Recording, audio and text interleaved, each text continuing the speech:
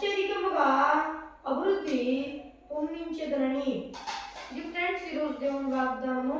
మరి ఇక్కడ ఏం జరుగుతుందంటే దేవుడు అబ్రహాముతో వాగ్దానం చేస్తున్నాడు, నేను అత్యధికంగా అభివృద్ధి పొందిస్తాను అని.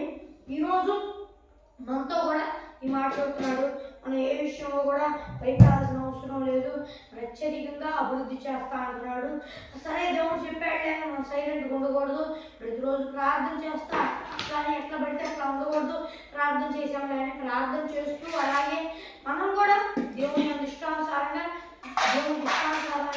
చేస్తూ దేవుడు ఉన్నట్లయితే దేవుడు ఈ వాగ్దానాన్ని మన జీవితంలో నెరవేరుస్తాడు. భయపడాల్సిన అవసరం లేదు. మనం ప్రార్థన చేస్తున్నాం ఫ్రెండ్స్. ప్రభువా యేసయ్యా, మరి ఎవరి కోసం ఈ వాగ్దానం ఇచ్చావు?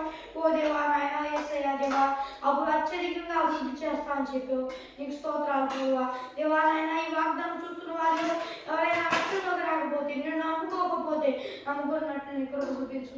యేసుక్రీస్తునామమున అడిగి వేడుకుంటున్నాము మా ప్రేమలో గొప్ప నా పరమ తండ్రి, ఆమేన్.